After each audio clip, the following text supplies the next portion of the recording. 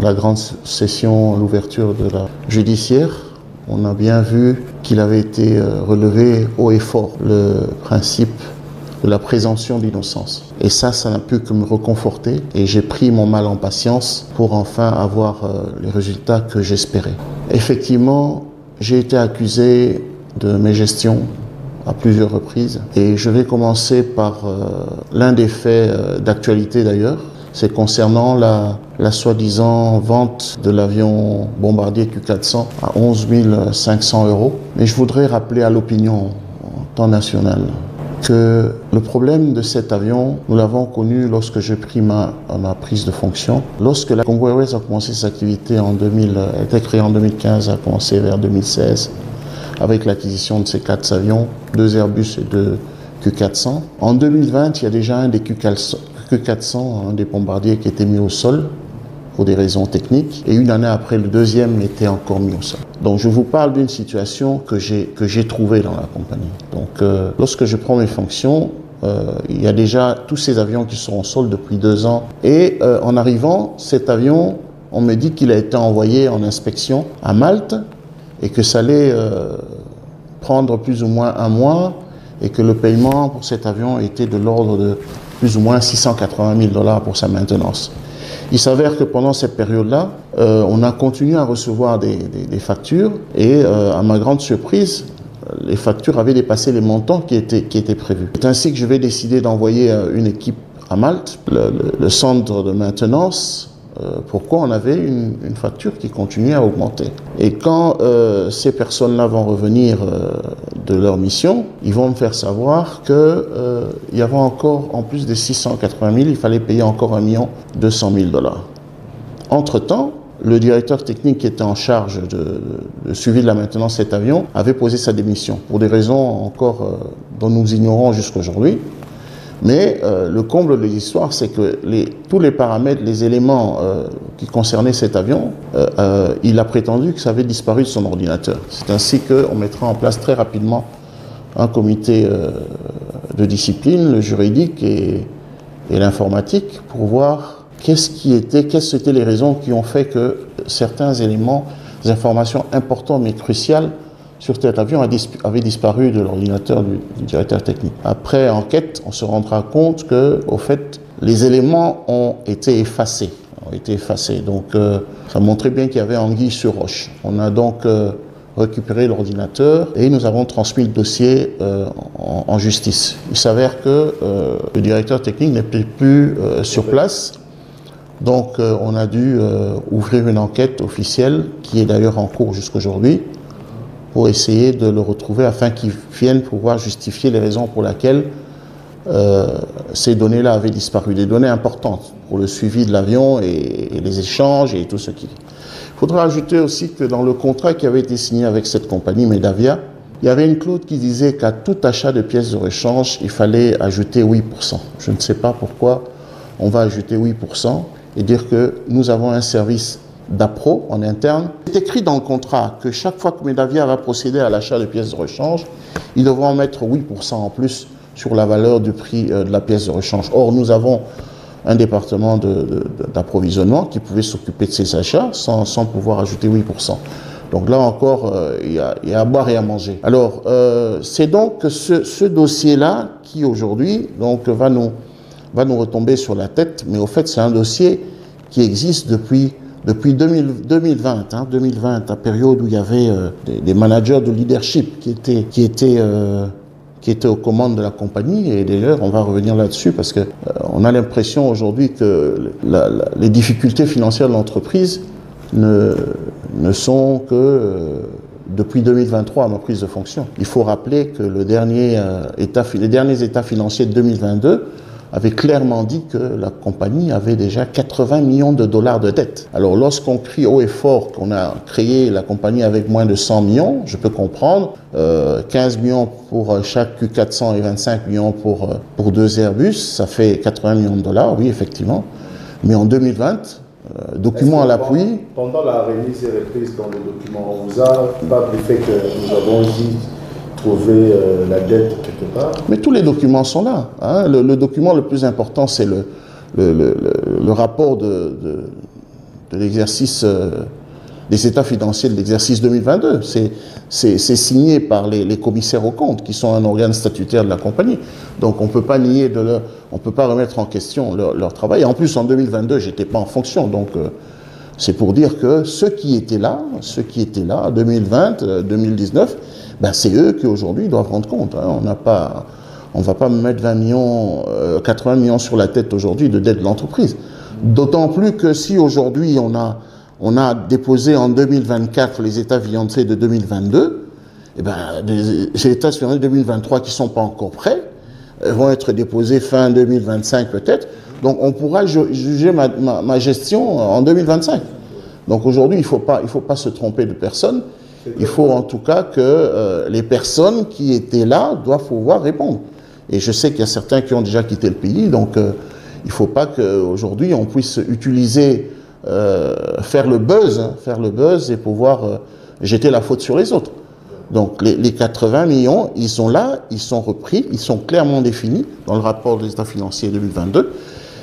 Et il faut que les personnes qui étaient à cette période puissent répondre de cela.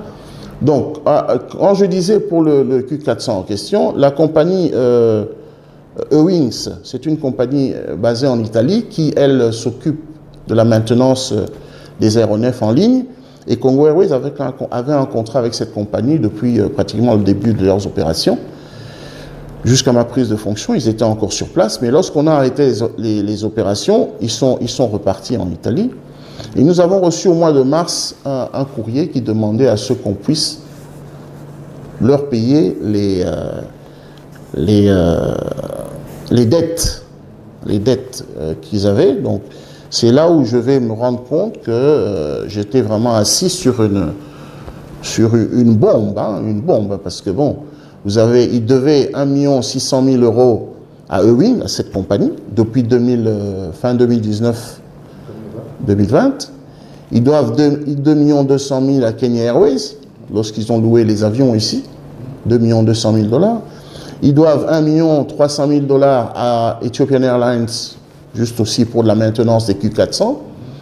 Ils doivent 1 325 000 $ à Air Force Industries, toujours pour les pièces de rechange Airbus. Donc, au fait, tout ça, ça rentre dans une gestion dont on a dit gestion de leadership. Je crois qu'il faut revoir ce terme-là parce que ça permet aux gens de ne pas voir les choses telles qu'elles sont. Il faudrait peut-être que, comme on dit en lingala, j'aime bien ce terme-là, talas imazonga moto, parce que il ne faut pas mettre les erreurs des autres sur d'autres personnes. Il faut savoir assumer. Lorsqu'on dit qu'on est responsable du passif de l'entreprise, oui, je suis responsable du passif de l'entreprise, c'est-à-dire que je vais trouver les moyens pour pouvoir les combler, pour pouvoir les corriger. Mais je ne suis pas responsable de ce passif, et ça je le dis clairement. Je ne suis pas responsable de ce passif. D'ailleurs, l'IGF, dans leur rapport de 2021 sur l'audit de 2020, a été très clair là-dessus. On a défini carrément les trous financiers et où ils se trouvaient avec les montants exacts. Donc ça, c'est des choses que chacun, aujourd'hui, chacun doit pouvoir répondre de ces actes-là auprès des structures qui sont habilitées à trouver, à chercher la vérité, à faire justice. Alors, donc, cet avion, finalement, nous décidons de prendre en compte leur demande et nous proposons un échéancier de paiement avec la compagnie Ewing et nous payons, donc commençons à payer à partir du mois de mai, juin, juillet, jusqu'à ma révocation que vous avez tous suivi déjà, le début, voilà, au mois de juillet. Voilà, tout ce marasme-là sur ma révocation qui a été finalement annulée. Bon, voilà, vous connaissez un peu toute l'histoire. Et finalement, j'apprends que je suis suspendu au mois de octobre, le 4 octobre, et c'est par les médias que je vais suivre à la télévision que l'avion a été vendu à 11 000. Et lorsque je me renseigne, on m'apprendra que Ewings, la compagnie en question, qu'on devait de l'argent, où on avait déjà payé près de 180 000 $, Et cette compagnie était allée porter plainte à Malte et fait la saisie sur ce Q400. Donc, je pense que dans les procédures de saisie, il y a tout un procédé qu'il faut. Il faut d'abord qu'on ait... Mais il y a un député au niveau de l'Assemblée nationale qui a osé aussi de parler en sorte, toujours à cause de la vente de cet avion. Mais c'est justement, c'est sur cet avion-là dont on est en train de parler.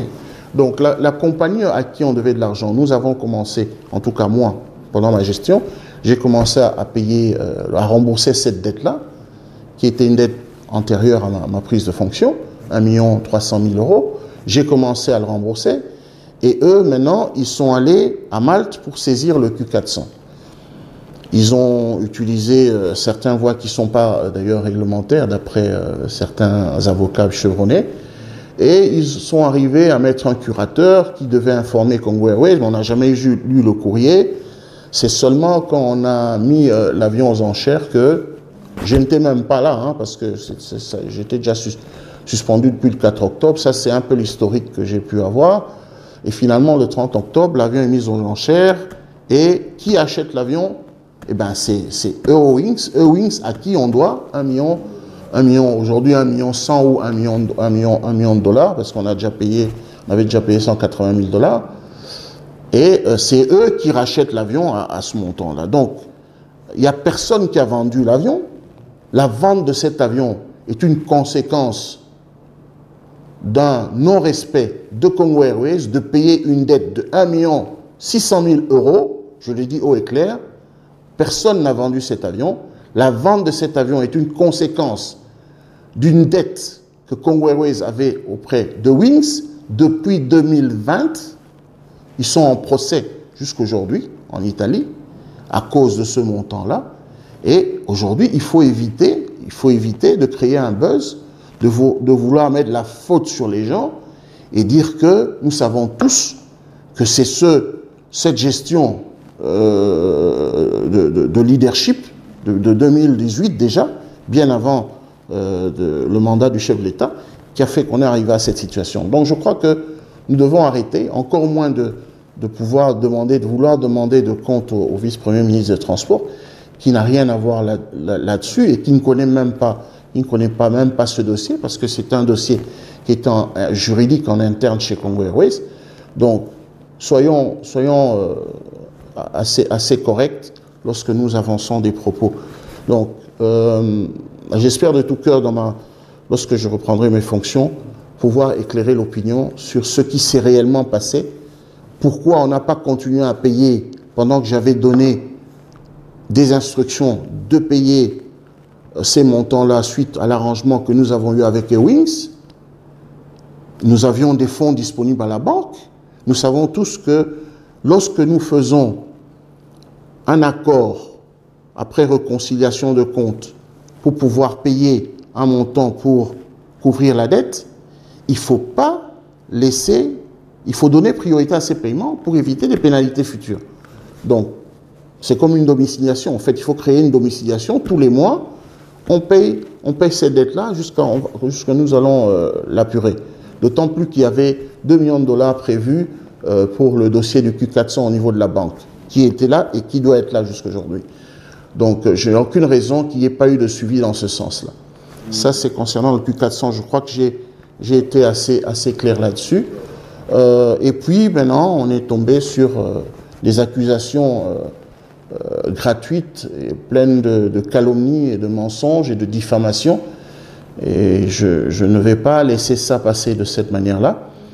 Je vais revenir sur le dossier de 1 410 000 $ auquel on m'a collé sur la peau, soi-disant de détournement.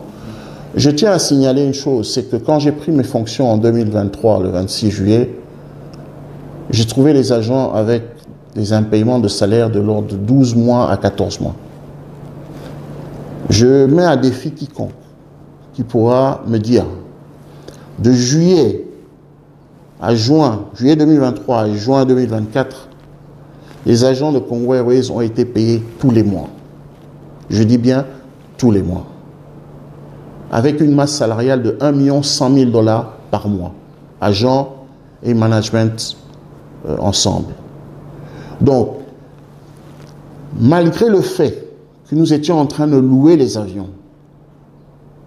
Nous avons réussi dans notre management à payer les charges d'exploitation et à payer les coûts fixes, notamment les salaires de nos agents, tous les mois pendant plus de 12 mois.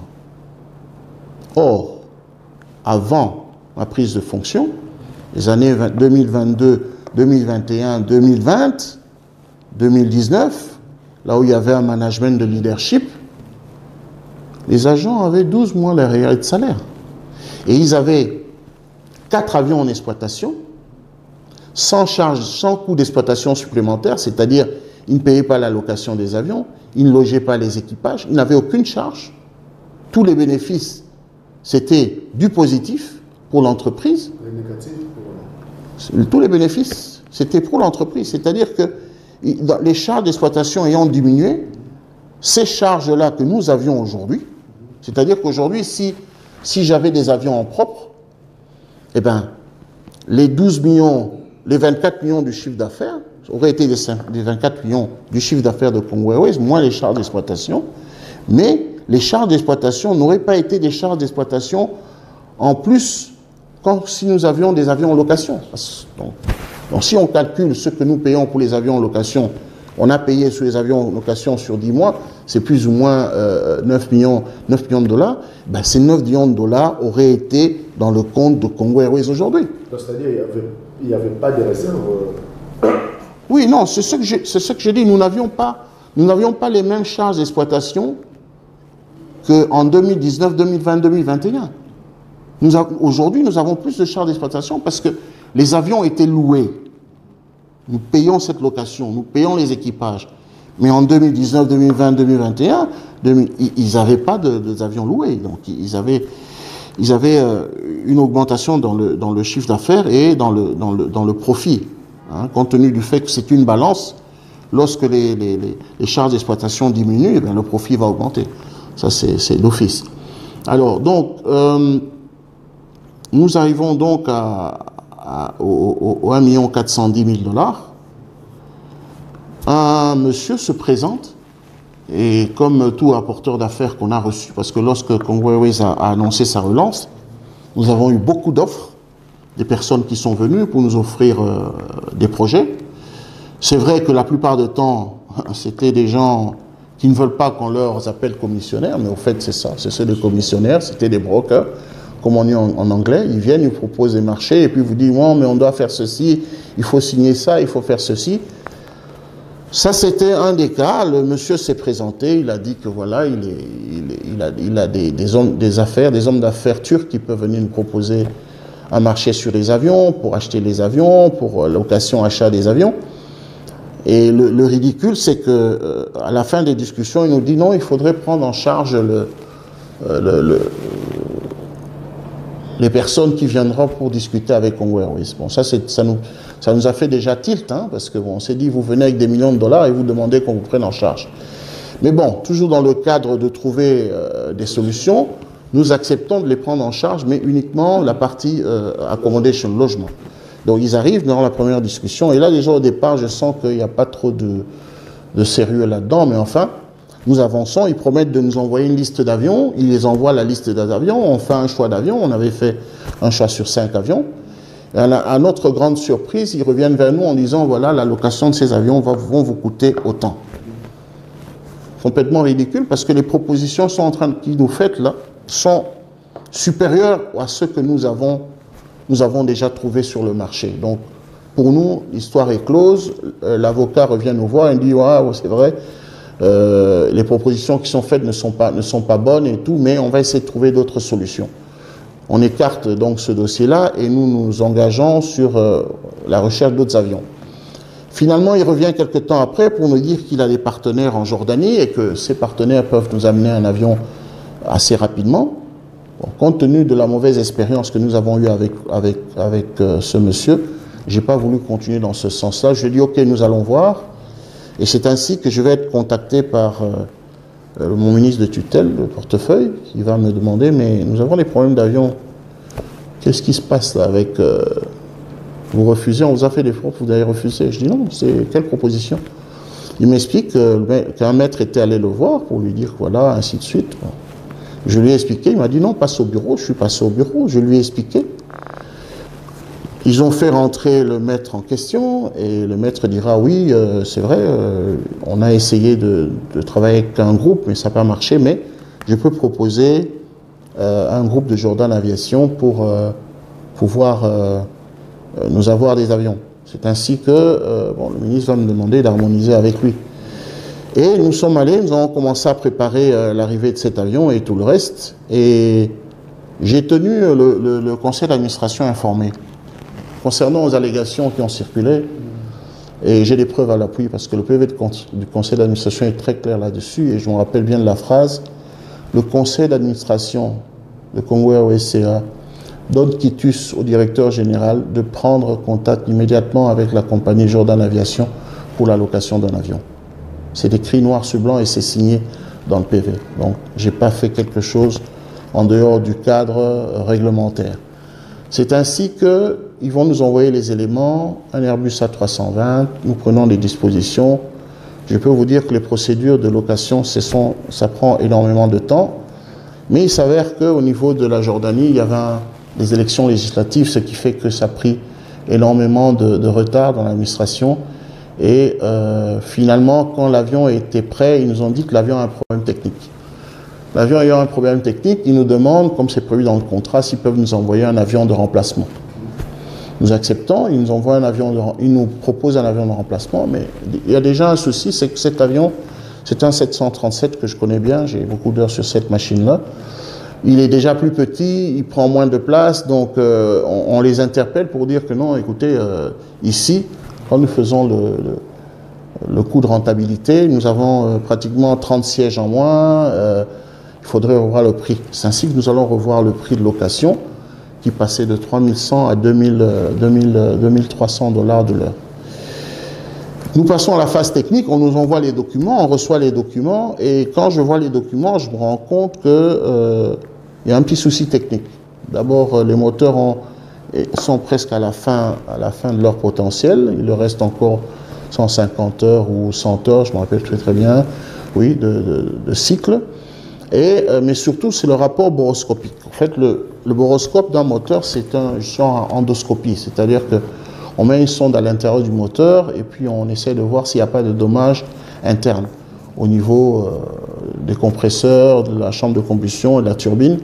Et il peut arriver qu'on trouve des anomalies et à ce moment, il y a des tolérances. Il y a des tolérances qu'on peut accepter, mais dans ce cas-là, ça affectait les deux moteurs. Il y avait des crics au niveau de certaines composantes.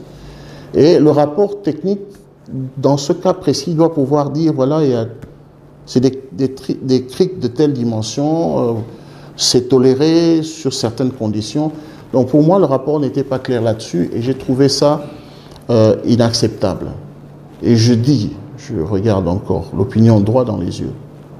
J'ai pris mes responsabilités. Malgré la pression qui s'imposait à moi, parce que nous étions déjà à 3 mois d'arrêt, 3 semaines d'arrêt d'activité, malgré la pression, j'ai pris mes responsabilités pour refuser cet avion.